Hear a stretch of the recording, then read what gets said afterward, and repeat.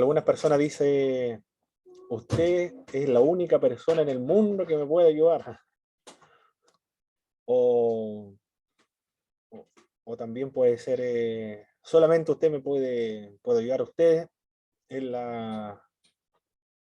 comienzan a atribuirle al consejero poderes sobrenaturales. Ponen casi la fe en el consejero como una aspirina, una panacea que soluciona todos los males, pero no es así en realidad. Pero hay las personas que tienen tensión nerviosa, esas son las esperanzas, las expectativas, con las cuales se acude equivocada al consejero cristiano. No, el consejero cristiano o la consejera no es Dios, o no es una diosa, no le va a poder solucionar todos los problemas. O O también una persona que está bajo una tensión altísima, una fuerte tensión nerviosa, proyecta también esto. Me acuerdo que en Fatela un profesor se llamaba Alberto Gandini. Él era un psiquiatra de la Universidad de John Kennedy en Buenos Aires. La primera vez que lo escuché fue de él, no lo había visto anteriormente, no lo habían comentado tampoco en Izum. Lo escuché por primera vez ahí con él. Después lo leí en otro libro, que, que consiste en proyectar la persona que está bajo alguna presión o una tensión, proyecta su idealización sobre la persona que va a pedirle ayuda o consejería pastoral. ¿Qué le atribuye? Que solamente él le puede solucionar los problemas o ella le puede solucionar los problemas. Es la única persona en el mundo que lo comprende, y también es una idealización, es decir, es lo máximo para esta persona que está bajo esta tensión nerviosa, una especie de un superhéroe. Pero eso son proyecciones de personas que están bajo una tensión fuerte, nerviosa. Son proyecciones, está idealizando, proyectando una idealización sobre el consejero o la consejera. No se debe engañar, o no se debe dejar engañar los consejeros cuando alguien realiza esas afirmaciones de idealización, proyectar sus idealizaciones sobre el consejero o la consejera. También en la consejería se producen ciertos obstáculos que impiden la consejería, como los rodeos, la resistencia, el silencio también y los reveses. ¿Y qué ocurre cuando una persona se manifiesta o se demuestra o exhibe su hostilidad hacia el propio consejero? Ya ahí estamos en una situación compleja. ¿Qué ocurre cuando manifiesta esa hostilidad hacia lo que están dando la consejería pastoral? Surge, todo esto está escrito porque en algún momento le ha sucedido más de alguien. Y cuando se producen los silencios también en la consejería pastoral, ¿qué es lo que se debe hacer? ¿O qué es lo que se debe esperar cuando se producen esos silencios? Y cuando se corta la ayuda, son sesiones que se realizan en un tiempo acordado mutuamente por ambos, pero de pronto se corta, se interrumpe las sesiones y la conversación. ¿Qué hacer en esos casos? Muy bien, eso son lo que vamos a ver en esta sesión de clase número 7 de consejería pastoral.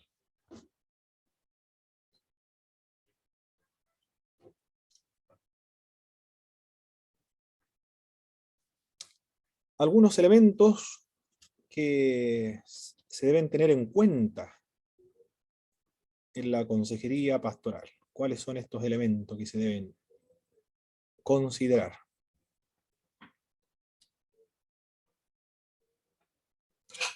Lo primero, esto en el caso de consejería ya de manera más formal, considerando una iglesia que no necesariamente puede tener una oficina, puede ser la misma casa del pastor, donde los hermanos asisten a pedir ayuda. Y el pastor tiene se presupone que tiene un lugar para atender a los hermanos, a las hermanas que van a pedir consejería y ayuda pastoral. Lo primero es la recolección de antecedentes de la persona que va a pedir ayuda. Los que se dedican a esto no necesariamente los pastores realizan esta labor. Yo sé que en algunas iglesias, hermanos, los laicos, que no son el clero, los cleros son aquellas personas que están administrando una congregación, o los que constituyen el personal de la denominación o de la iglesia, que reciben o perciben un sueldo de parte de la congregación para trabajar a tiempo completo. En las asambleas de Dios yo sé que hay hermanos laicos, hermanos o hermanas de distintas edades que se dedican a este ministerio de la consejería. Todos los miembros saben a quién acudir para pedir ciertas ayudas. Y ahí se derivan unos a otros los que tienen mayor especialidad en un tema o en un área que otro. Algunos se especializan más en los jóvenes o los niños, matrimonio, juventud, en fin, temas doctrinales, entre otros. ¿Y qué es lo que se debe considerar cuando se da este tipo de consejería más formal? Es la recolección de antecedentes. Eso es lo primero que se debe tener en cuenta, conocer a la persona que va a pedir la ayuda. Es conveniente que en la primera entrevista el asesor indague datos sobre el panorama de la persona que está aconsejando. Puede formular preguntas, como por ejemplo, ¿cuál es o era la posición del consultante en la familia de sus padres? ¿Era el hijo único o el último hijo? Si fue el último hijo, el menor, entonces lo más probable que haya sido un hijo mimado. Si era el mayor, lo más probable que haya tenido mucha más responsabilidad a la familia.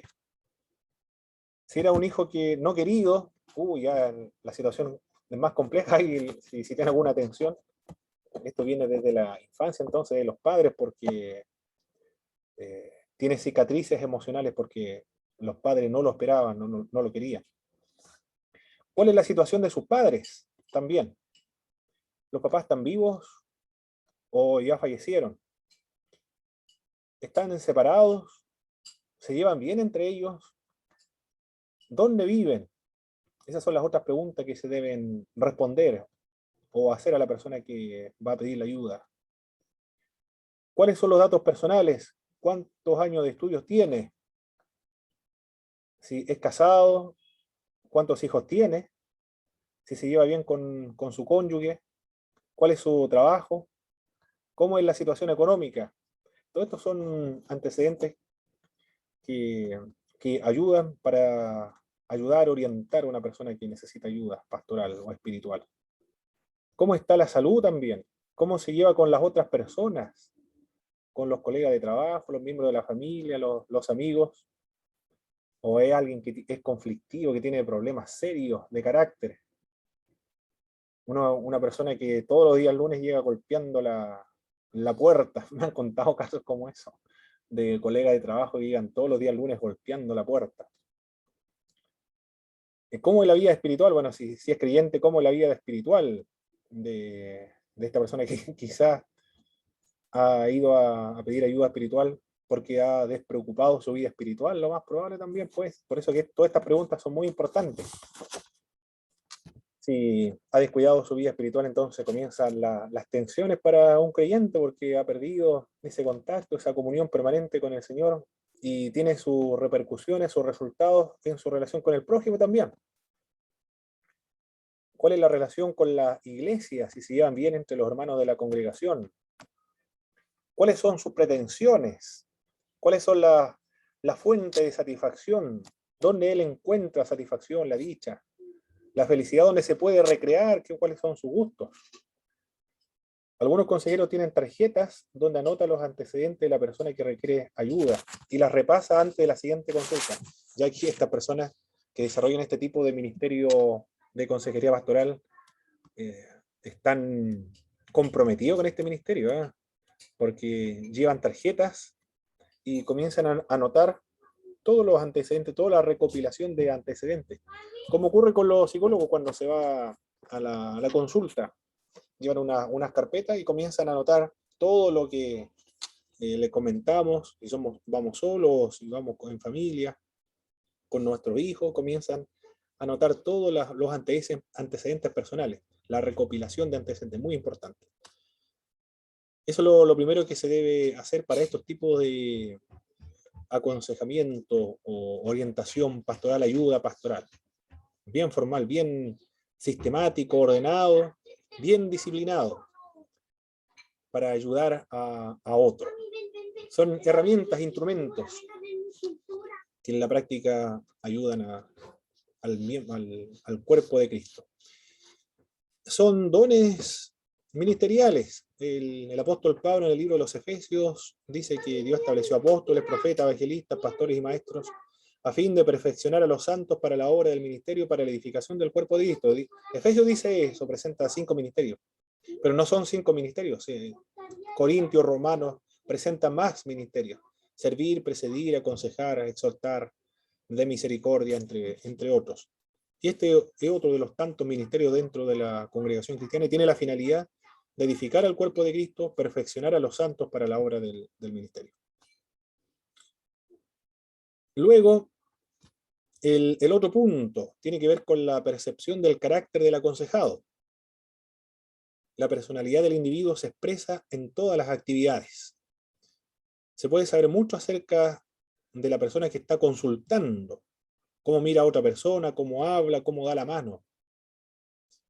Claro que no se pueden sacar conclusiones precipitadas, porque es la primera entrevista para conocer a alguien. Su personalidad se requiere un poco más de tiempo. No se puede tomar o ser prejuicioso y llegar a una conclusión por una primera entrevista o por tener una primera impresión que puede ser equivocada.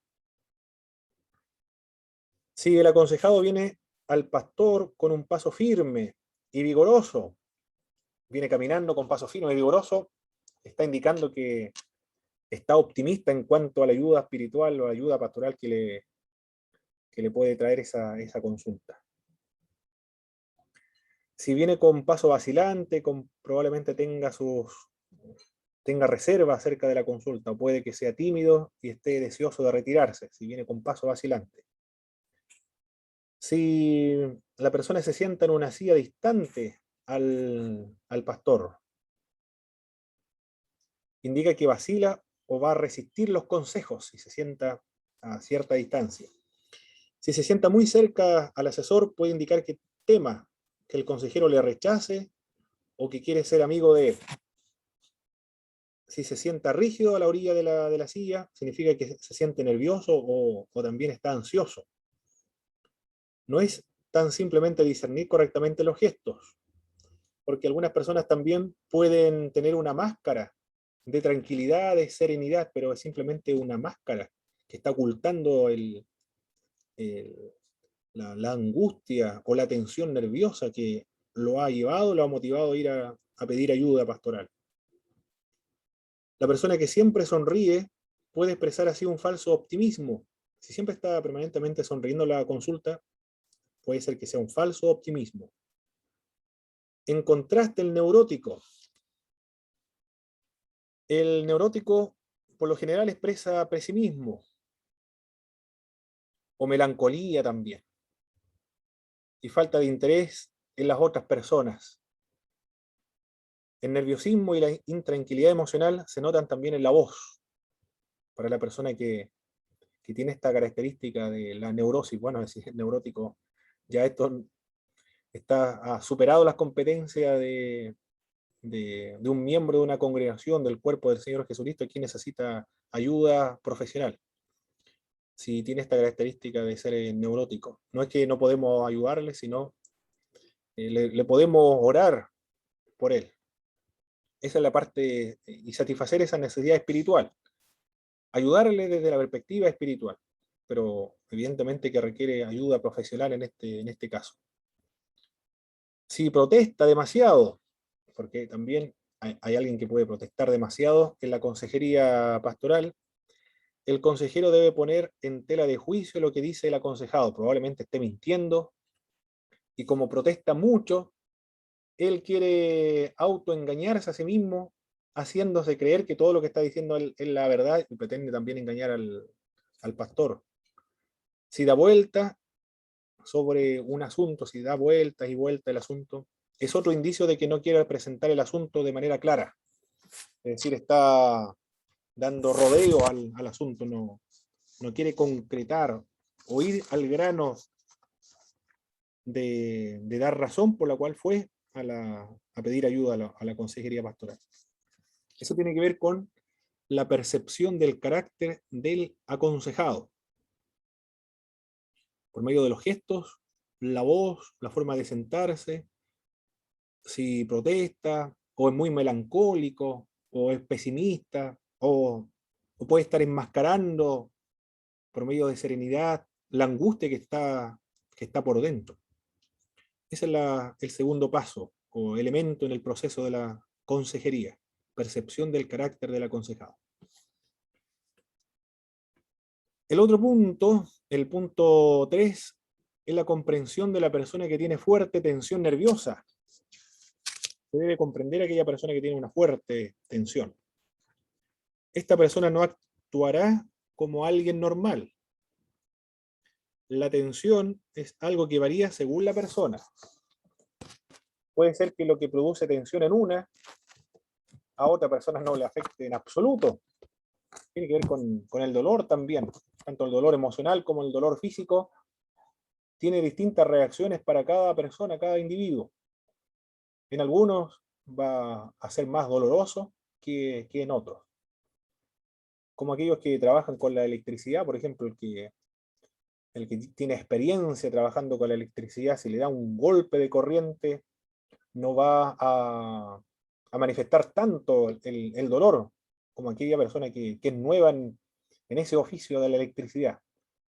Va a lanzar un grito estremecedor y desgarrador al primer contacto con la corriente. Del mismo modo acá, en los dolores o los conflictos, las tensiones emocionales que se originan, cada uno va a tener distintos tipos de reacciones. La tensión es algo que varía entonces según cada individuo, cada persona. También la tensión fuerte trae a luz las virtudes de algunas personas. Las tensiones produce o hace salir lo bueno de alguien, pero también se da a la inversa. Las tensiones pueden producir lo malo igualmente en otras personas. Se puede presentar el caso en que las personas que sufren tensiones intensas tiendan a atribuir poderes casi sobrenaturales a los consejeros y otras figuras de autoridad. Es decir, tiene expectativas erradas de parte del que le va a aconsejar, porque le está atribuyendo, le está imputando poderes que los consejeros cristianos no tienen. Pero la razón es que está bajo una terrible y angustiante presión nerviosa. Puede llegar a pensar que el consejero es la única persona en el mundo que le puede ayudar, o ayudar a salir de su problema, o que tiene el poder también para destruir al que va a pedir ayuda. Le imputa poderes que no tiene, poderes extraordinarios. Escucha al consejero, pero con gran intensidad, lo que dice una persona de autoridad, y a veces recuerda y tergiversa cosas dichas casualmente por ellas, como si proporcionaran gran esperanza o desesperación. Algunos se vuelven a Dios con grandes expectaciones también.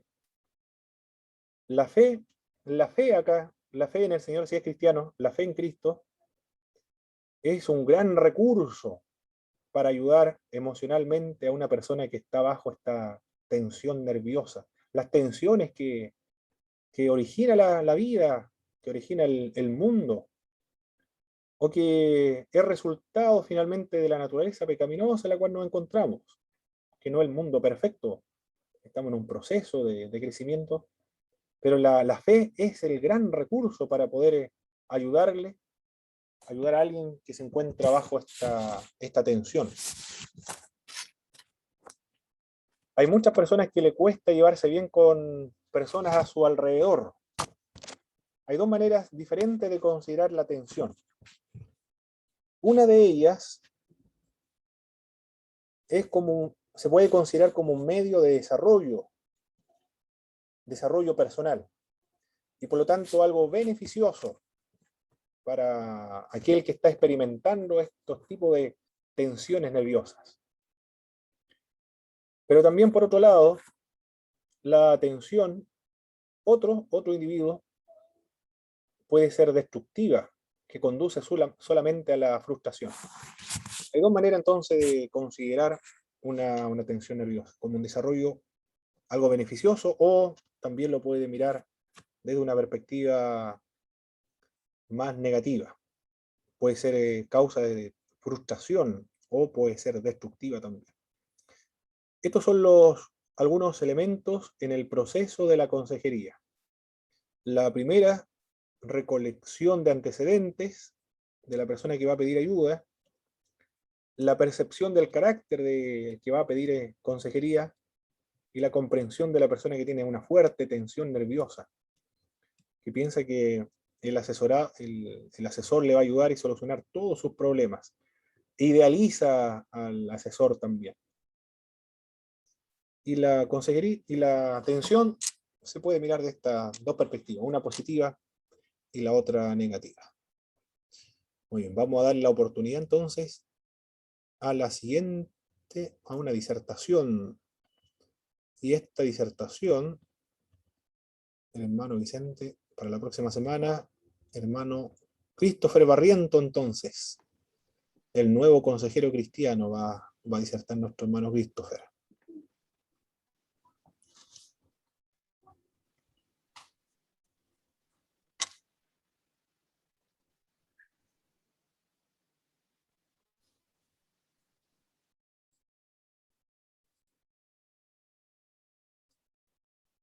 Usted no proyecta, ¿cierto, hermano Christopher?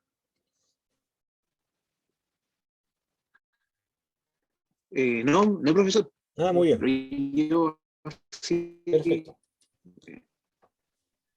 lo tengo apuntado Ah, solamente. perfecto. Ah, tiene serios problemas de señal el hermano Christopher. No sé si se escucha. Sí, se escucha, hermano. Se corta la comunicación y la imagen suya quedó pegada ahora.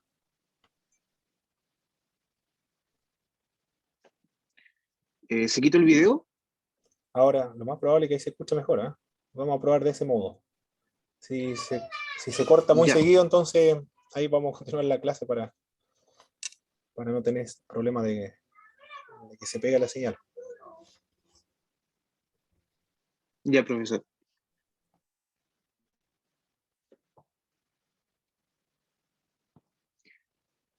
Bien, buenas noches, profesor, hermanos y hermanas. Eh, Mi exposición se enfoca en este caso en el capítulo número 3 del libro Nuevo Consejero Cristiano, un enfoque bíblico y transformador. Este libro está compuesto por dos autores, el doctor. Respecto a lo que me corresponde en este momento exponer, está básicamente enfocado en la antropología e identidad, que es el tema que se va a abordar en el contenido. Las páginas que me corresponde exponer o resumir en este caso van desde las 70 hasta el 88. Es importante dar como introducción el hecho de que los autores llevan en sí un tratamiento bien particular en cuanto a la consejería cristiana. Hacen mucho hincapié no solamente en las herramientas que él o la consejera deben tomar en cuenta cuando una persona se acerca para ayuda, sino que también hacen un hincapié muy marcado en lo que es en este caso también la evangelización, ya que se preocupan no solamente de la salud psicológica de la persona que en este caso acude al consejero, sino que también se ocupan principalmente de la salud espiritual de la persona. En este punto me voy a enfocar en algo que los autores hacen bastante hincapié. Y es básicamente el tratamiento que la Escritura nos da acerca de nuestra composición y específicamente del alma, puesto que los autores dicen que toda la Biblia, a lo largo de toda la revelación bíblica, los autores hacen hincapié en la parte inmaterial de la cual estamos compuestos. Y esta parte inmaterial es lo que se conoce como el alma de la persona, del hombre o de la mujer. ¿Por qué es tan importante el alma? Porque ella determina nuestra relación con Dios, en primer lugar, pero también determina nuestra relación con las demás personas. De manera conjunta, también nuestra alma determina nuestras metas y nuestros propósitos, las reacciones muchas veces que tenemos frente a las dificultades y también frente a las alegrías de la vida. Por eso cuando un consejero recibe en su oficina a una persona que necesita ayuda, debe tener muy en cuenta, y esto es lo que recomiendan los autores del libro, que el consejero o la consejera debe entender la naturaleza compleja y profunda que tiene el alma. El Señor Jesucristo, en una de sus palabras que registra en el libro de Lucas, capítulo 21, verso 19, las palabras de nuestro Señor nos dice: con vuestra paciencia ganaréis vuestras almas. Y este es un versículo que trabajan mucho a lo largo de cada uno de los capítulos estos dos autores. ¿Qué quiso decir nuestro Señor cuando dijo que con vuestra paciencia ganaréis vuestras almas?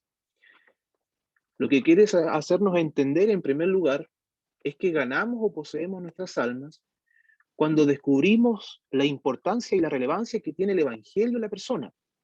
¿Por qué? Porque cuando entendemos el Evangelio, nos vamos a dar cuenta de que es intelectualmente coherente, que es emocionalmente atractivo y, en segundo lugar, que nos dirige. Pero esta dirección está impuesta en nuestra voluntad. Poseer el alma.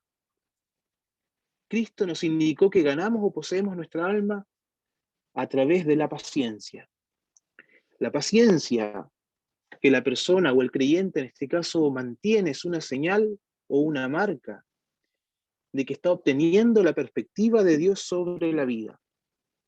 La paciencia no solamente en la persona se va a manifestar en los momentos buenos de la vida, en los momentos fructíferos, sino que la paciencia se va a perfeccionar en las dificultades, en las pruebas, en las luchas y muchas veces también en las relaciones que podamos tener con otras personas. Puesto que en esos momentos de crisis, en esos momentos de aflicción, inclusive de dolor, solamente dependemos y confiaremos en Dios. Por eso el apóstol Pablo escribe a los romanos en el capítulo 5, verso 3 al 5, acerca de los resultados, en este caso, de la paciencia que se debe tener frente a la aflicción. Poseer nuestras almas significa que debemos tener la perspectiva para ver las decisiones que tenemos que tomar. Tenemos que tener valentía para tomar estas decisiones, pero también tenemos que tener la humildad de reconocer cuando muchas veces fracasamos. Esto apunta básicamente al proceso de poseer nuestras almas. Como todo, nuestra composición, el alma también posee ciertas partes y esta composición es la conclusión a lo que llegan los autores. Ellos dan a conocer que existen 8 elementos que la persona manifiesta cuando acude, en este caso, a la consejería y que va a componer el alma de la persona. En primer lugar, tenemos que entender que el alma fue creada a imagen de Dios y que es regenerada mediante la fe en Cristo, en donde posteriormente mora el Espíritu Santo de Dios. Este es el primer elemento. Somos seres creados a la imagen y semejanza de Dios. El segundo elemento del alma es que siente. El tercero es que el alma es consciente y pensante. Toma decisiones, pero también en el alma alberga el pecado. Está compuesta por un yo corporal, un yo de sistema temporal y también está compuesta por un yo en el sistema sobrenatural. La consejería cristiana dirige su énfasis en la modalidad espiritual, en el centro de la persona. Es allí donde se diferencia de las demás formas de consejería. Y ahí da un ejemplo, los autores muy, muy prácticos. Dicen que la persona es similar, en este caso, a una manzana, y que el centro de aquella manzana es la semilla. Asimismo, la persona está compuesta por un alma que está en el interior de cada uno de nosotros. Es el centro de la personalidad. Este es el espíritu humano. Este espíritu humano fue creado a imagen de Dios. Pero el núcleo, es decir, lo que está al fondo de nosotros, nuestro corazón, es como lo describe el profeta Jeremías en su libro. Nuestro corazón arraiga una naturaleza pecaminosa, tiene una naturaleza caída, y como consecuencia de ello nuestro corazón es engañoso, por lo cual, como nuestro núcleo está afectado, en este caso, por una naturaleza pecaminosa, anhela o necesita más que nada de un redentor o un salvador. Y es aquí donde el Espíritu Santo regenera el corazón humano, para que la persona pueda responder en fe al Evangelio de la gracia y convertirse realmente en un hijo de Dios.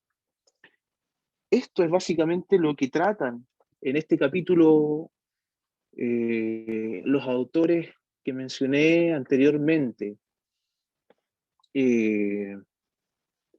Respecto a los aspectos positivos eh, que tiene el libro, voy a permitirme también tomar una opinión acerca del informe de lectura que entregamos, que se basaba y se fundamentaba gran parte en el contenido de este libro que nos tocó leer, y que es, de acuerdo a lo que plantean los autores, en primer lugar es muy sencillo de comprender.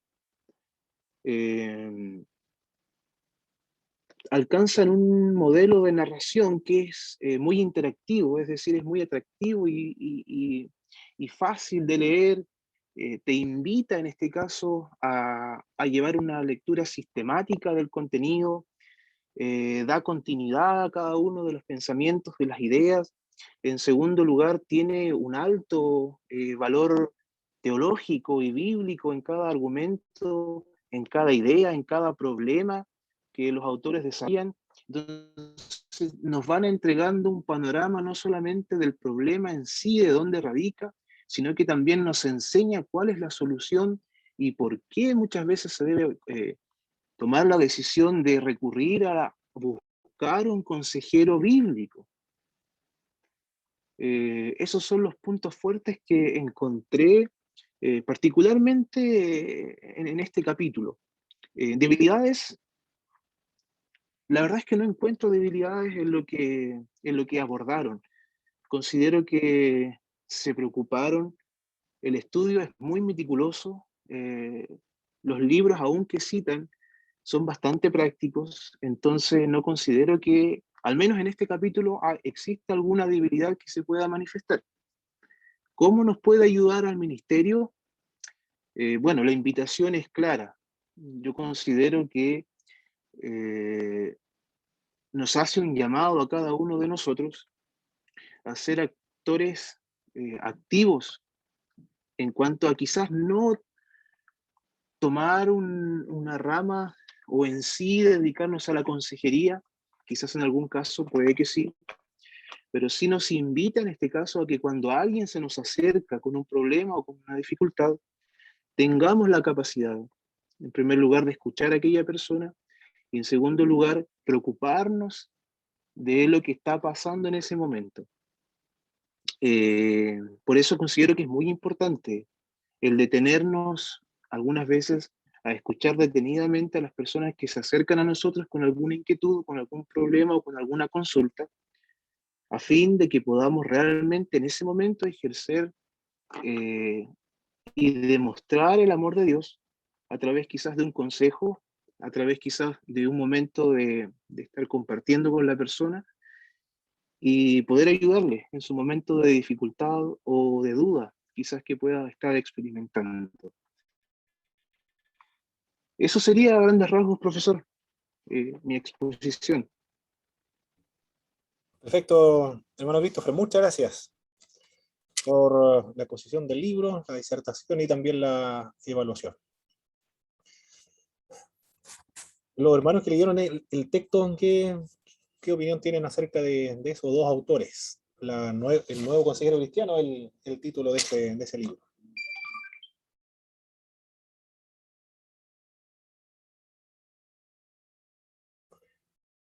Con respecto a la estructura del alma, por ejemplo, ¿nadie tiene algo diferente, alguna opinión? ¿Cómo Yo me él reservo, hermano, porque clasifica? veis, tengo que disertar de ahí, así que me reservo mi opinión. Ah, muy bien, muy bien, muy bien. Ya. Esa parte de la estructura del alma. Pero muy importante con lo que ellos sostienen. Es una consejería diferente a todas las otras, puesto que considera el espíritu del ser humano, considera la fe y considera a Dios también. Y es parte de la evangelización. Excelente. Vamos a continuar entonces, hermanos, con la presentación. Estamos aquí en los elementos del proceso de la consejería. Ahora sí que se logra ver.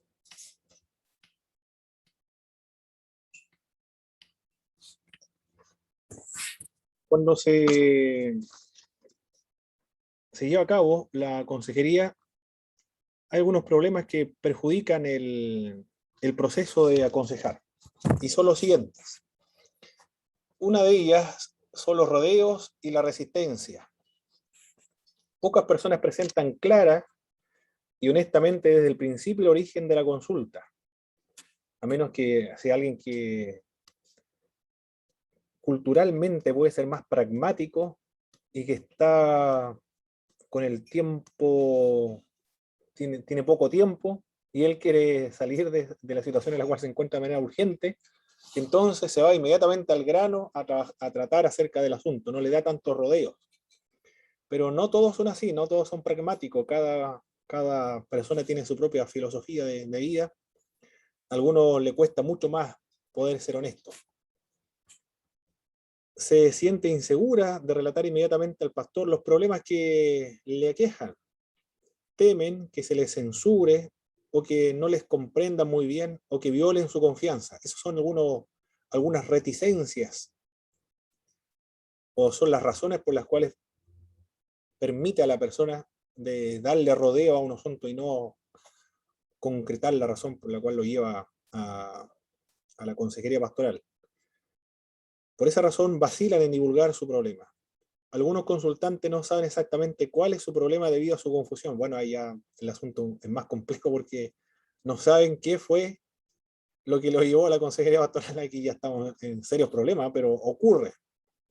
Por lo tanto, cuando verbalice las tensiones, los problemas que, que le aquejan, entonces puede ser que se origine o fluya, o se exhiba el problema particular que lo está quejando. El consejero experimentado es sensible a los sentimientos del aconsejado. Este es el consejo que se da para los consejeros cristianos. Ser sensible a los sentimientos del aconsejado. Sabe que tiene que escuchar pacientemente y no juzgar, porque una de las características del consejero es la paciencia. Y escuchar atentamente y no juzgar.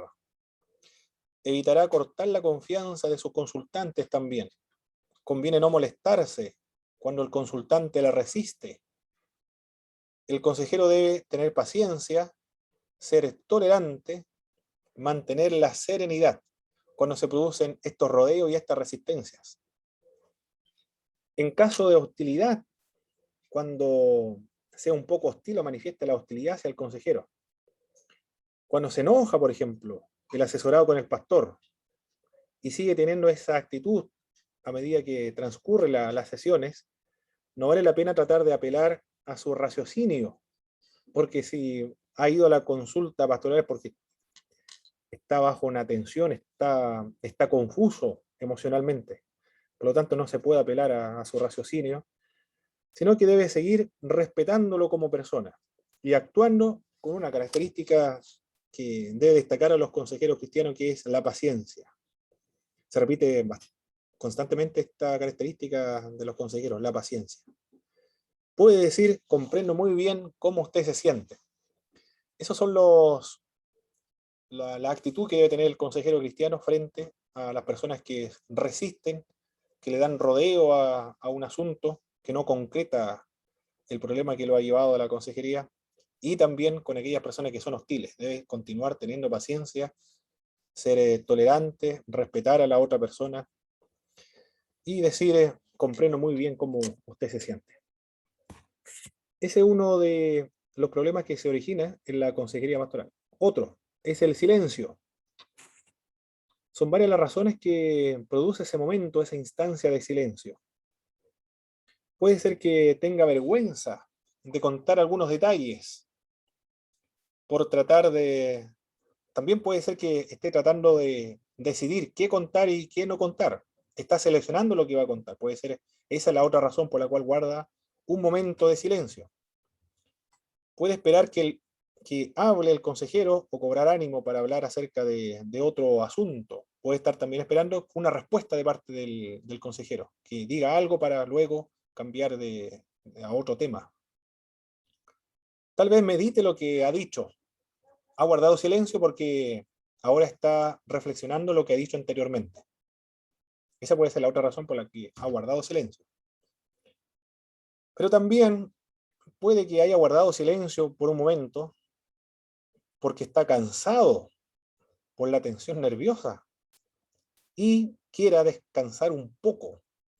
Entonces, se debe permitir ese silencio. Es importante ese silencio por todas estas razones que se produce este silencio. ¿Qué hacer cuando se produce el silencio? Debe recordar que el lapso que dura el silencio es mucho menos de lo que parece.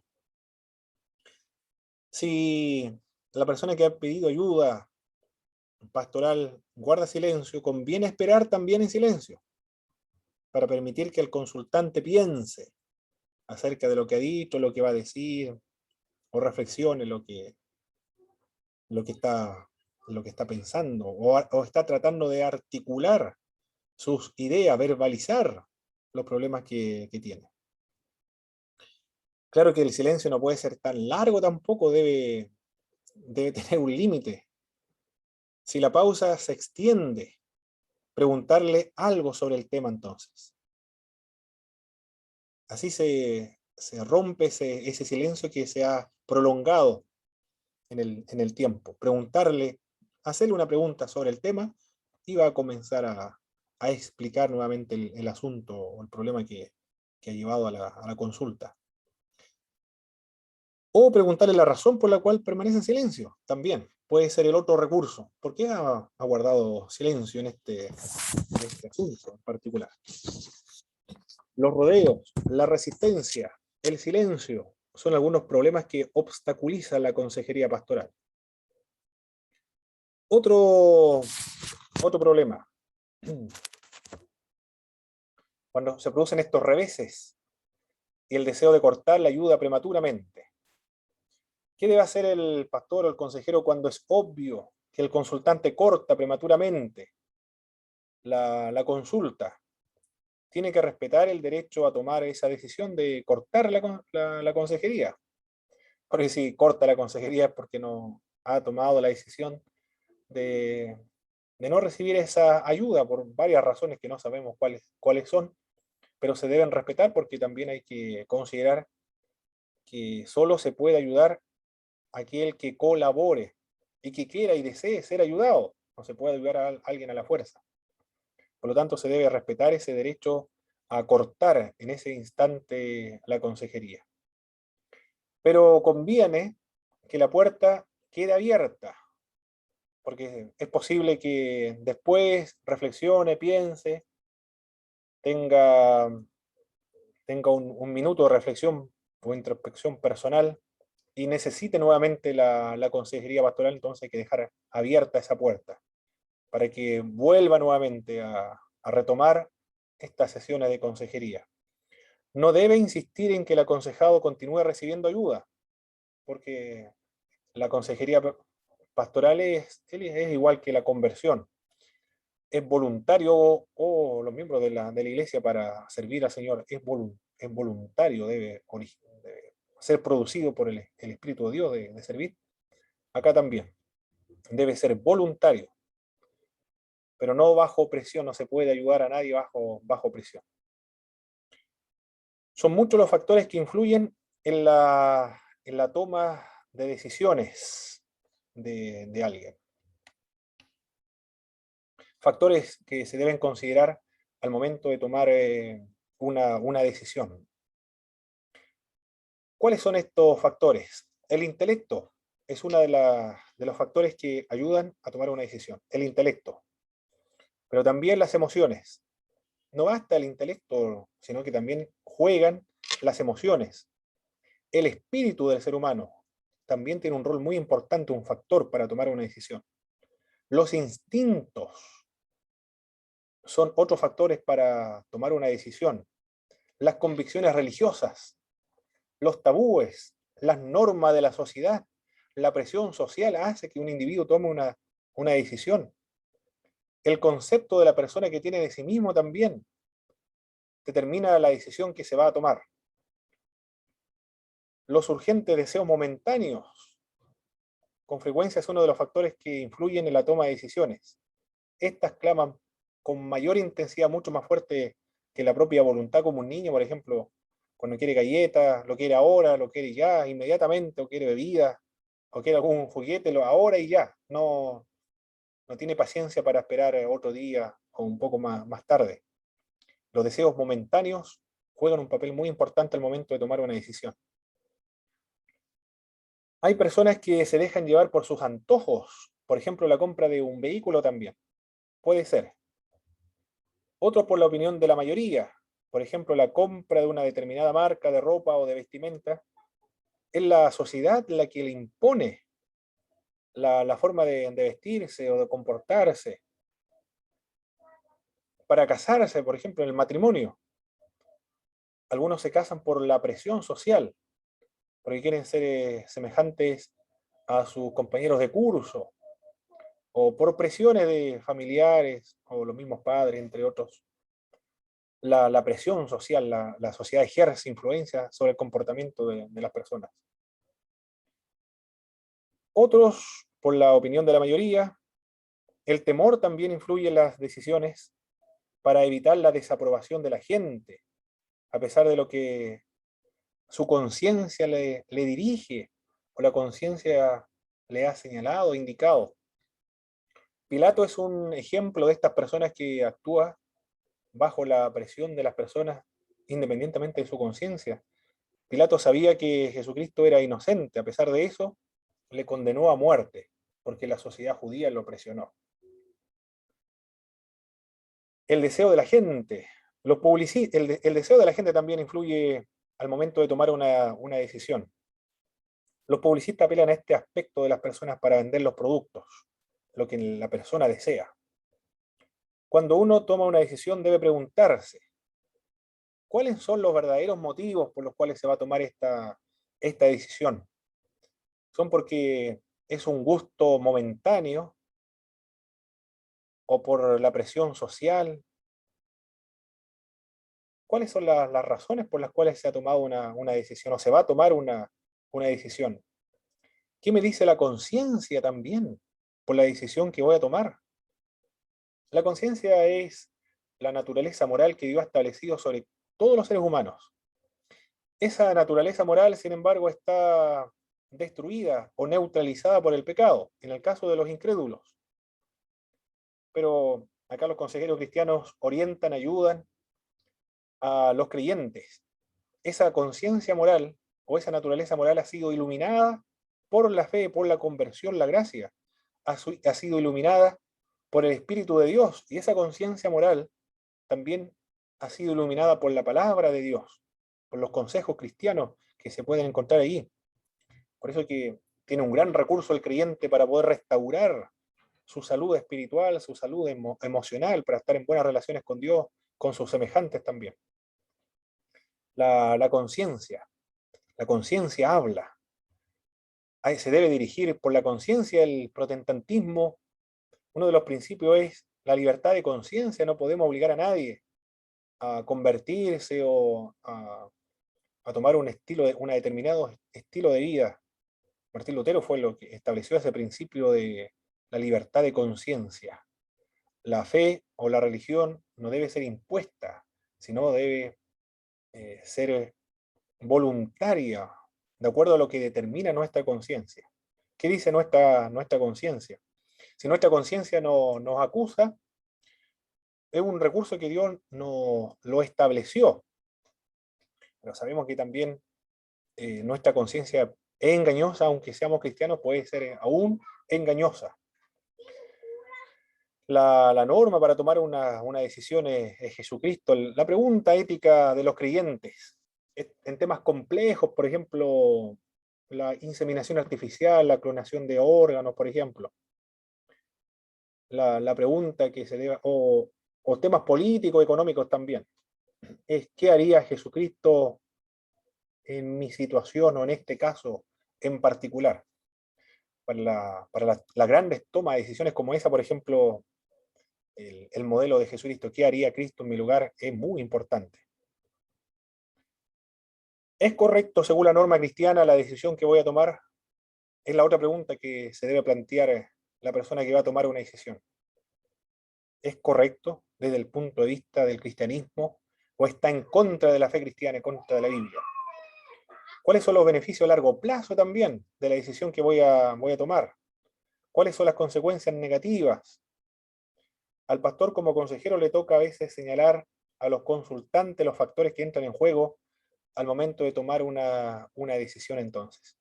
Si va a tomar una decisión en contra de la voluntad de Dios, en contra de su conciencia por presiones sociales, de los jefes de trabajo, de los colegas de trabajo, y que va en contra de los principios bíblicos, entonces debe indicarle cuáles son las consecuencias de esa decisión. El uso de los recursos espirituales en la consejería pastoral es muy importante también. Un ministro sin el espíritu es como un guante sin mano. Tiene la forma, pero no tiene la sustancia. Pero acá todos los creyentes tienen el Espíritu de Dios, tienen la unción del Santo, eso dice Juan, las epístolas de Juan. Ustedes tienen la unción del Santo. O la unción se refiere al Espíritu Santo de Dios. Todos los creyentes tienen el Espíritu de Dios.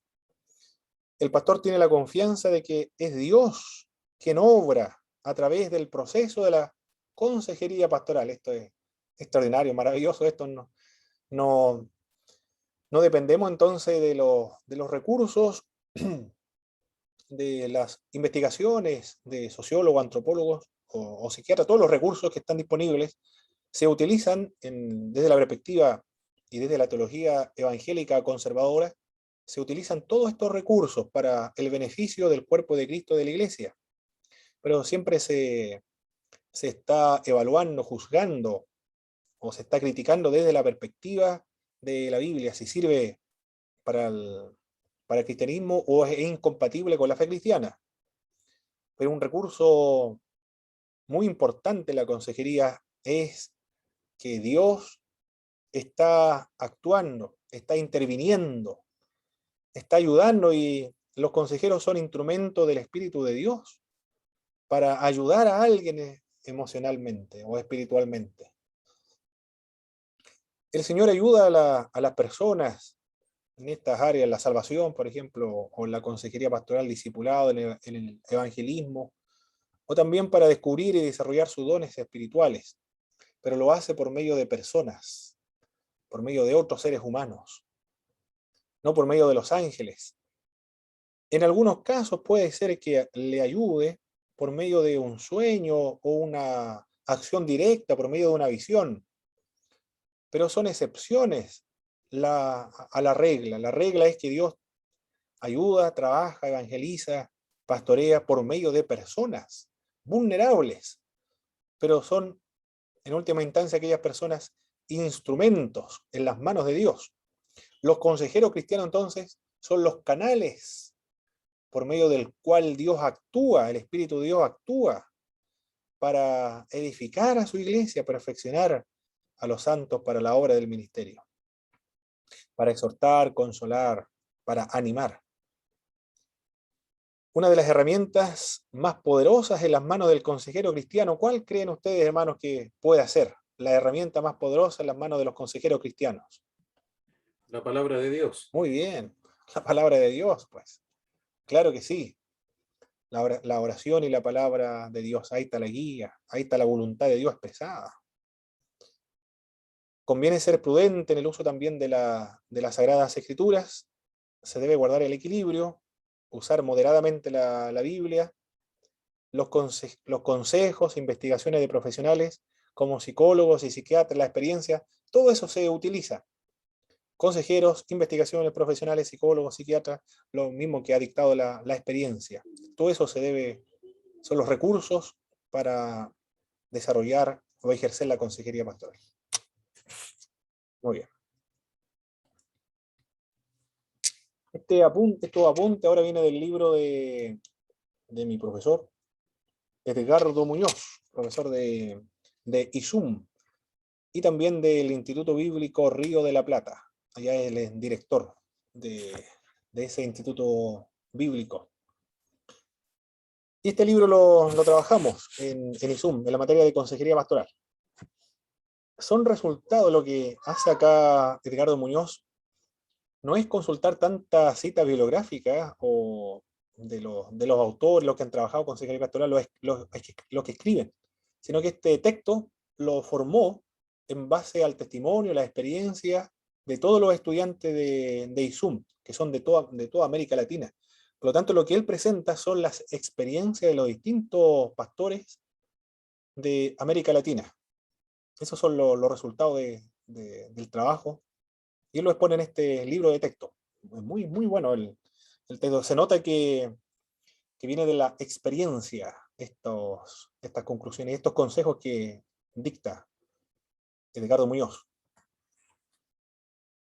La mayor parte de los problemas que los aconsejados nos presentan, dice él, posee solución sin nuestra ayuda. Importante, ¿eh? Es decir, las personas ya tienen la solución, ellos mismos. Esta es la técnica no directiva, pero es lo que él ha visto. Un buen número de personas que recurren a la consejería ya tiene la solución previamente a su problema. Lo que ocurre es que los fuertes estados emotivos y la inseguridad inherente a los momentos difíciles requieren de una voz distinta a las innumerables voces que están en el interior. Se trata de personas que necesitan, dice él, un empujoncito. Eso solamente necesita.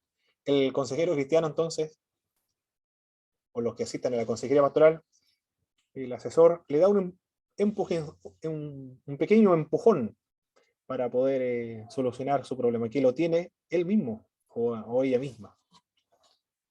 Eso es lo que se debe considerar, las limitaciones de la consejería. Las grandes pérdidas también no se resuelven, tampoco las carencias se resuelven, mucho menos los sentimientos testimoniados por corazones duros y reincidentes no se resuelven. Buena cantidad de personas presentará dificultades que no tienen solución. Él también lo ha visto y se lo han comentado otros pastores que trabajan en la consejería pastoral, que no se va a encontrar todas las soluciones en la consejería pastoral. Si el pastor tiene baja autoestima y no va a poder ayudar a alguien, se va a frustrar. Lo más probable es que abandone el ministerio de la consejería pastoral, puede decir que no sirve para ese ministerio, pero es una limitación de la consejería, no va a poder resolver todos los problemas. No debe tener ese complejo, el complejo de pastor, dice mi pastor Marcos Cárdenas, que comenzó a pastorear a los 26 años, y ha pasado por esos problemas de que no puede ayudar a solucionar todos los problemas a la gente. Pues claro que no debes tener esa presión de un Superman o un ángel que puede solucionar todos los problemas. No ocurre así. Esa no es la realidad. hay muchos problemas y muchas soluciones, o sea, muchas dificultades que no van a tener solución. Podemos ayudar a elaborar estrategias, dice él, para luchar frente a un género de circunstancias, y aún podemos ayudar a cambiar perspectivas, pero nunca lograremos revertir las vivencias desencadenantes de una tragedia. Cuando el aconsejado no es concreto, sino que da vuelta en su exposición, el consejero experimenta fatiga. La conversación se alarga, el tiempo transcurre infructuosamente y el orientador experimenta impaciencia. En otras ocasiones puede que se origine a fuertes estados emotivos que impidan la coherencia también. Es poco coherente con el mensaje o con el discurso que está dándole al consejero cristiano. Las vueltas que da el aconsejado puede ser maneras de sondear al orientador antes de irse al punto. Puede ser que está probando al consejero, le está dando vuelta al asunto para poder probarlo. ¿Cuál es el temperamento, la actitud? Si se puede él abrir su corazón o mantener esa resistencia. Puede ser muchas las razones por las cuales se le está dando vuelta al asunto de un tema. Cuando el aconsejado no es concreto, sino que da vueltas, experimenta el pastor entonces fatiga. Cuando el entrevistado se vuelve dependiente crónico del consejero, y hace otro problema. Las entrevistas se repiten periódicamente, pero el contenido de la charla se vuelve superfluo, ya no está solucionando las grandes tensiones de la vida, sino cosas superficiales.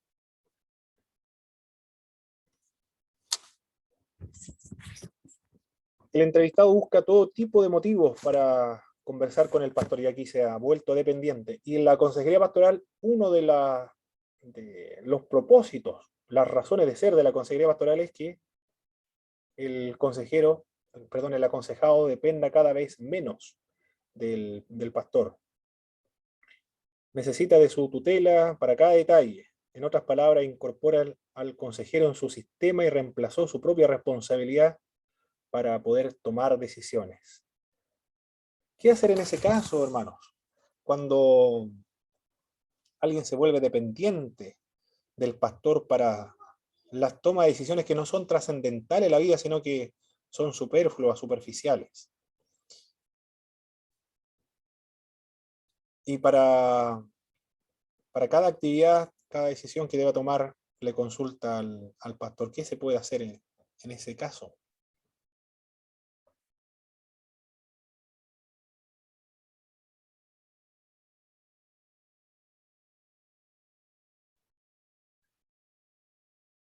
Pastor Marcelo, hermano David, hermano Luis, hermano Alexis, hermano Belén.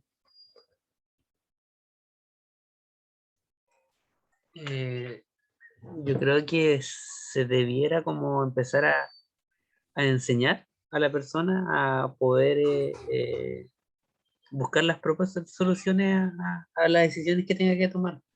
Eh, Quizás hacerlo dependiente más de la palabra de Dios, enseñar algunas técnicas donde él pueda también, ¿cómo se llama?, aplicar la Biblia a su vida Muy bien, y esas cosas. perfecto, perfecto. ¿Alguien más, hermano Luis o hermano Alexis? Profe, Se escucha muy bien, hermano Alexis. sí, ya. Estaba pensando que por experiencia no he tenido nunca una situación así. Quizás lo puedo ver en mis hijas, que son un poco dependientes de los padres. Y como decía el hermano David, claro, enseñarles. Pero ¿qué pasa cuando ya les has entregado todo el material? Yo creo que es un desgaste ahí del consejero y a lo mejor el mismo consejero podría pedir consejo a otro experimentado en esas situaciones, o derivarlo a lo mejor a otro hermano, no sé, porque me imagino que es difícil la situación, porque claro, haberle entregado todo el material, buscar el consejo, estar orando con él, después se vuelve bien, bien tedioso cuando la persona busca de forma continua. A lo mejor ya hay otro tema, no sé, del aconsejado. Muy bien, muy bien. Indagar un poco más ahí. Perfecto. Todos estos casos se han dado, hermano, ¿ah? En alguna parte del continente latinoamericano se han dado. Por eso es que aparece en ese punto. Muy bien. ¿Quién más? Hermana Belén o Danay.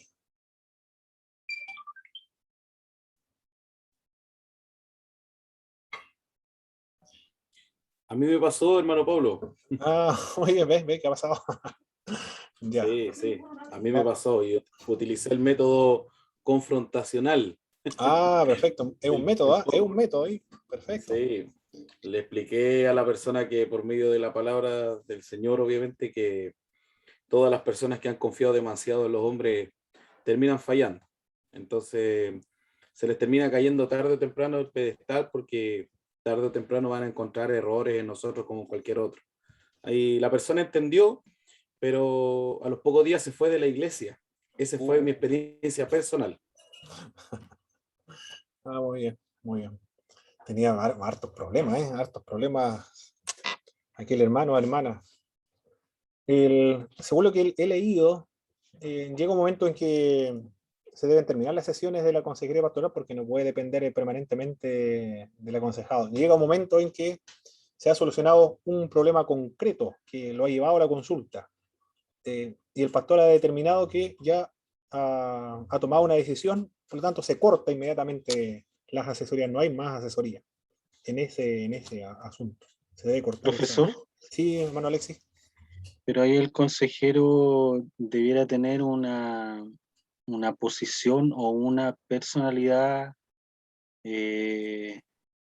no sé si tomar la palabra fuerte, pero tomar una decisión radical ahí.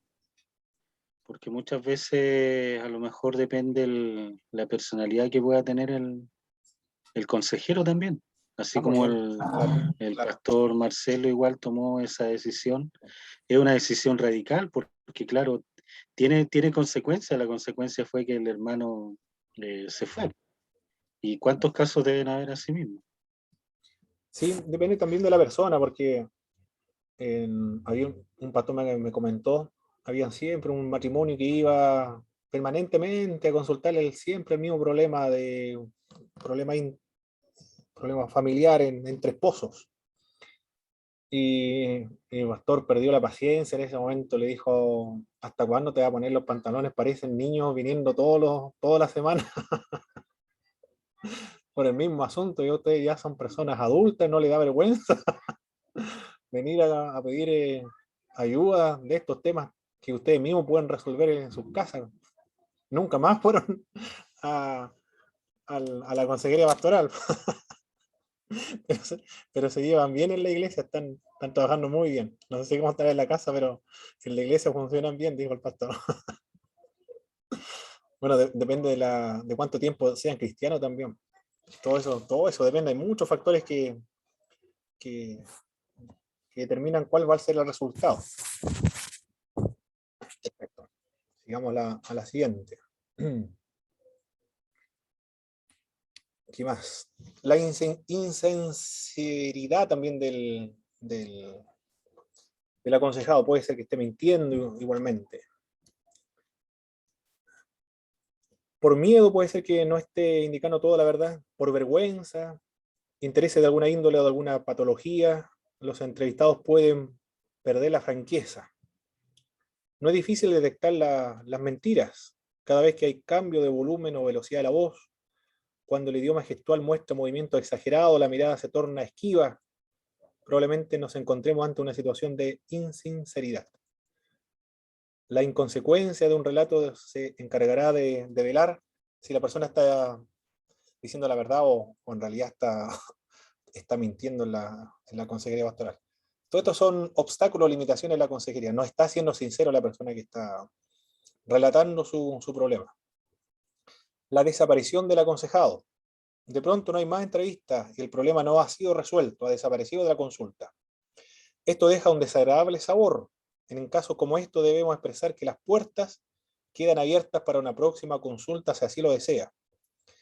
Y si el pastor o el consejero está decepcionado, el consejo que dan para que no se dé cuenta la otra persona que está el pastor decepcionado de ese hermano o hermana, debe disimular esa decepción, porque se supone que debe dejarle la puerta abierta para que cuando necesite ayuda nuevamente pueda acudir, porque si manifiesta su decepción, lo más probable es que no va a acudir nuevamente a pedir ayuda. Más de una vez los consejeros castigan con la indiferencia a los desertores de su consejo, con el único resultado de alejarlos más todavía, y para siempre, porque después ya nunca más van a volver a pedir ayuda. En otros casos muy aislados podemos encontrar personas que interrumpen abruptamente la entrevista porque se perciben amenazados en su inseguridad. Esto suele darse cuando se media entre dos partes en conflicto. Está el matrimonio, fue a pedir ayuda para asesorarle cómo resolver sus conflictos interpersonales. Y uno de ellos levanta la voz fuerte, golpea la mesa y se va. Terrible aquello, ¿eh? Muestra una agresividad en ese momento. ¿Qué hacer en ese caso? Es cuando alguien levantó la voz, golpeó la mesa y cierra la puerta de la oficina golpeando fuerte la mesa y la puerta y se va. Continuar con la charla con el que queda, dice Edgardo Muñoz. Se debe continuar con la persona que queda. Y también citar al evadizo o a la persona que ha evadido el tema de conversación, citarlo en privado en una próxima ocasión, si él desea, por supuesto. Y con respecto a los adolescentes, porque todos van a las consultas, todos necesitan ayuda. Los adolescentes dan o tienden a dar respuestas monosilábicas. Para evitar eso hay que hacerle preguntas abiertas. ¿Por qué? Por ejemplo, ¿por qué te sientes triste? ¿Cómo se siente? ¿Por qué se siente así? Esas preguntas impiden o evitan que se responda de manera monosilábica. Los que van a una sesión de consejería pero en contra de su voluntad, ¿qué hacer en esos casos? No, ya de plano ya no sirve ese tipo de consejería, porque se supone que uno de los requisitos es que vaya de iniciativa propia, con la necesidad, con la voluntad de permitir de ser ayudado. Pero si van a la fuerza, a un adolescente lo llevan a la fuerza para que el pastor le ayude, lo aconseje, a un joven, un niño, por ejemplo, un matrimonio, el esposo lleva a la esposa obligada para recibir consejo del par del pastor, o la esposa lleva obligado al esposo a la consejería pastoral. Ya no se malogró, se va a perder el tiempo en situaciones como esa. No debe perder el tiempo los pastores con ese tipo de consulta a la fuerza. Los cónyuges y los padres ansiosos nos traen a los seres queridos para que nos digan lo que ellos quieren expresarle o comunicarle, porque no lo escuchan. Y ellos piensan que si escuchan al pastor, el pastor le dice lo mismo que ellos, entonces van a cambiar. Una persona que llega a una entrevista poco convencida de hacerlo no está madura para una entrevista. Las consecuencias caerá en falta de franqueza, le va a mentir, la comunicación también va a ser pobre, va a guardar silencio, no va a hablar tampoco. Se debe evitar acceder a estas solicitudes de terceros, dice este autor, para librarnos del disgusto de perder tiempo con quien no desee cooperar. No se debe aceptar o no se debe aconsejar a personas que traen a otros a la consejería por medio de terceros. Las emociones del aconsejado. Todo individuo maduro sabe que ni aún los mejores profesionales de este mundo escapan de su propia humanidad. Los psicólogos, los psiquiatras, también hay psicólogos que ayudan y aconsejan a psiquiatras y a psicólogas. Así ocurre. Hay un pastor contaba que era un psicólogo que atendía a psicólogos, a otros psicólogos. Y él, a su vez, fue a pedir ayuda al pastor porque necesitaba ayuda espiritual, asistencia espiritual de todos los conflictos que tenía con sus colegas de trabajo. Así ocurre también en la consejería pastoral.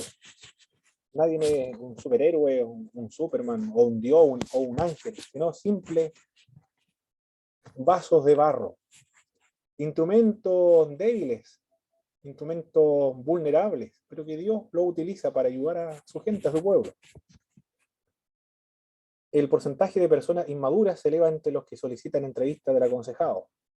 Posible motivo de decepción, falta de respuestas concretas por parte del consejero, pasividad o dinamismo también puede ser, que se sienta decepcionado el que va a pedir ayuda.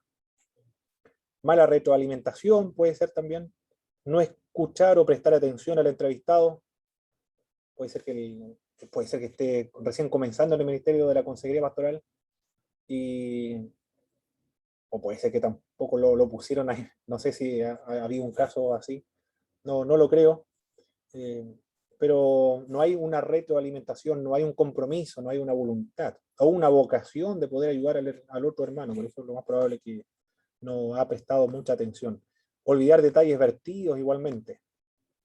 Por eso en la primera parte estuvimos viendo escribir todos los antecedentes importantes de la vida de la persona que ha ido a pedir ayuda.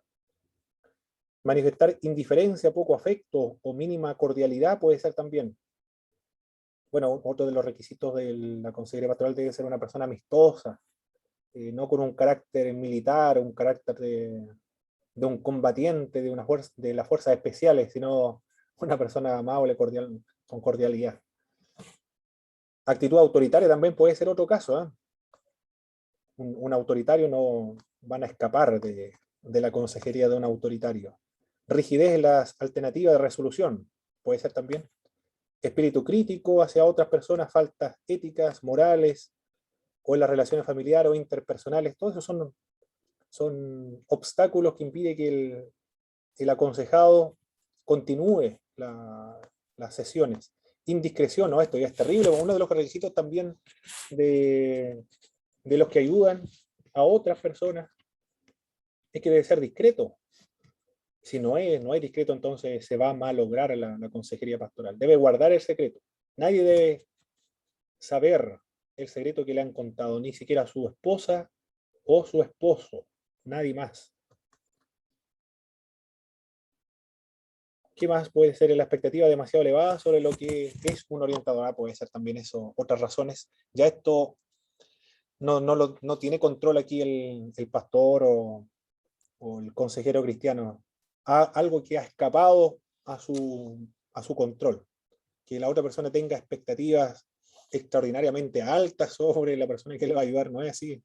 Es un ser humano común y corriente, un cristiano por misericordia de Dios que está en ese ministerio y está adquiriendo experiencia también para ayudar a otros. Y es un instrumento, Dios, el que está llevando a cabo esa ayuda. A veces el consejero pone todo lo mejor en la técnica. Puede que sea un experto, que conozca se haya leído todos los libros de consejería pastoral, desde los clásicos hasta las últimas ediciones del 2021. Conozca todas las técnicas. Tenga amor también por los hermanos. Dedicación en el ministerio de la consejería. Y sabiduría también. Aún el aconsejado llega con la mejor predisposición para ser ayudado, pero los resultados no son los esperados. No somos omnipotentes y debemos mantenernos humildes para reconocer esta vulnerabilidad de manera permanente. Esta es la limitación más dolorosa que debemos tener en cuenta para no abandonar la noble tarea de aconsejar.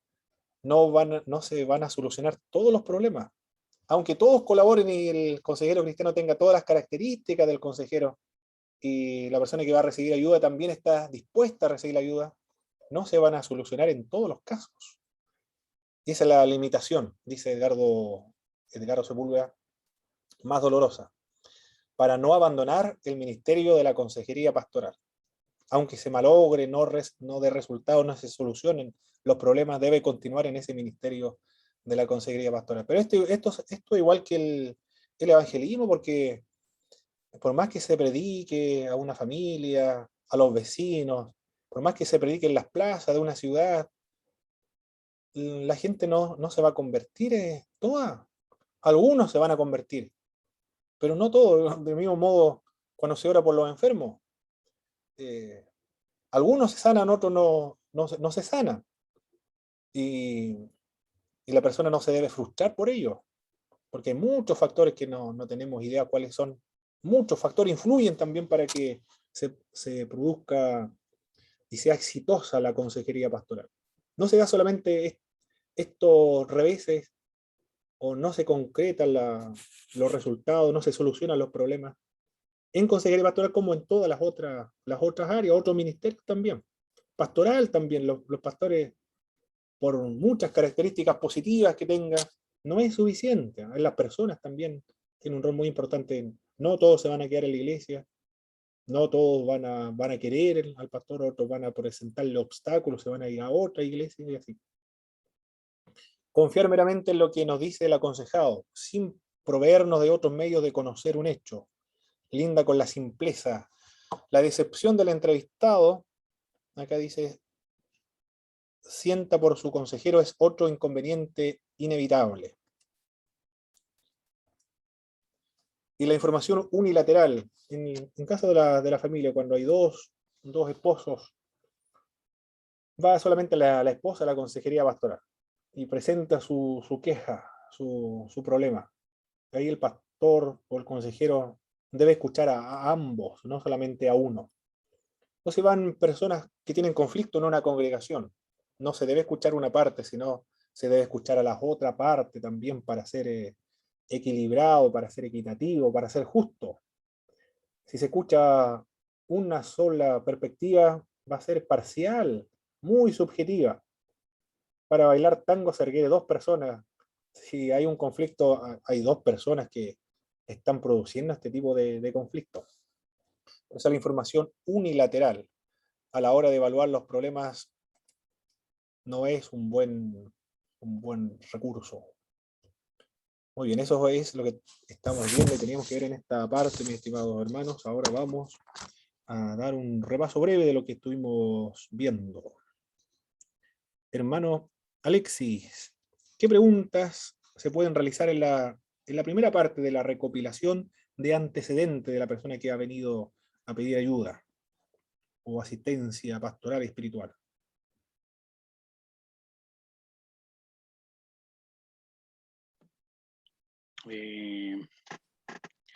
No recuerdo esa parte, profe. Pero eran hartas preguntas, eran hartas preguntas. O llegó después el hermano Alexis. Llegó después, parece. La Bueno, vida, David, la ¿Alguna vida ayuda? familiar la vida puede familiar, ser muy bien, espiritual, cómo está perfecto, espiritualmente. Conocer en realidad a la persona, o preguntas que puedan conocer su historia de vida, o cuánto tiempo lleva en la iglesia, todas esas cosas. perfecto. Si es casado o no casado, cuántos hijos Ujú. tiene, si tiene varios hijos, uy, mío, ya se entiende cuál es el problema, unos 5 hijos. Oye, no, si están separados, divorciados, cómo se llevaba con sus padres, si él es el mayor o el hijo menor, en fin. Todas esas preguntas de recopilación de datos de la vida personal del individuo son importantes, fundamentales. ¿Cuáles son las dos maneras diferentes de considerar la atención? Pastor Marcelo, las dos maneras diferentes de considerar la atención. Se puede Las considerar dos desde maneras, dos perspectivas. a ver, si mal no recuerdo, de considerar la atención del aconsejado, una era que, a ver, ¿cómo era? Se me anduvo olvidando, es como que su atención, a ver, estaba distraída, eran dos polos opuestos. ¿Sí? A ver, ¿cómo era? Una sirvió como para fortalecer o como para resolver problemas, para Esta es madurar, para ¿no? fortalecerlo, madurarlo, para crecer emocionalmente como persona. Ahí está. Y la otra era frustrarlo, fracasarlo, Claro. o lo destruía emocionalmente. Hay dos perspectivas para enfrentar los problemas, ¿eh? Los conflictos. Algunos se deprimen, fracasan, se destruyen, pero otros lo miran como un medio para Eso. fortalecerse como persona. Muy bien. ¿Qué padece aquella persona que atribuye poderes casi sobrenaturales al consejero, hermana Belén? Aquella persona que dice, usted es la única persona en el mundo que me puede ayudar, usted es la única persona que me entiende. ¿Qué es lo que padece esa persona? Se torna muy sobrenatural a la persona que está aconsejando. tiene una fuerte tensión nerviosa. Eso es lo que padece, está proyectando o está idealizando al pastor o la pastora o al hermano a la hermana, lo está idealizando. Él tiene una expectativa extraordinaria, alta del pastor y se lo atribuye al pastor, pero en realidad es falso porque el pastor no es así, un ser humano común y corriente, pero es el resultado de la fuerte tensión nerviosa que le caracteriza. ¿Qué problema surge y perjudica en el proceso de aconsejar, hermana Danay? ¿Cuáles son los problemas que perjudican este proceso de la consejería?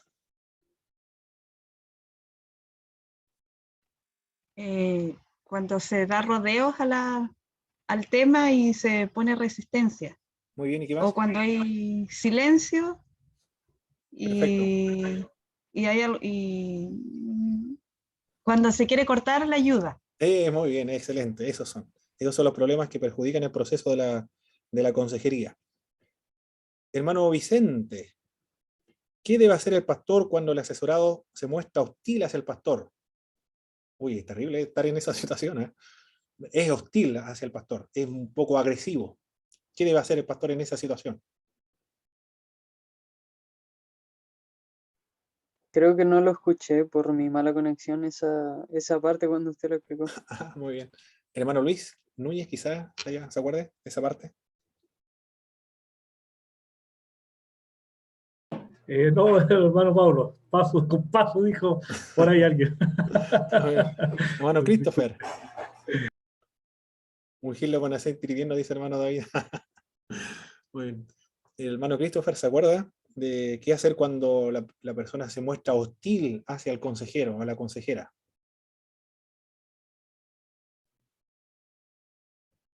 Parece que también tenía problema de conexión, hermano Christopher.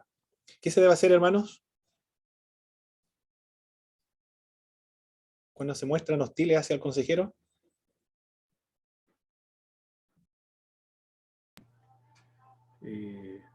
Calmar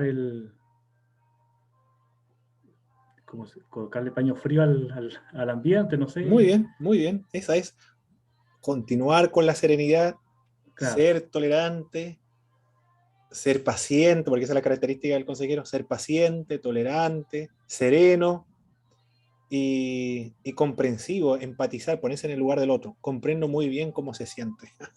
Hay un proverbio que dice, hermano Pablo, que la blanda respuesta aplaca la ira.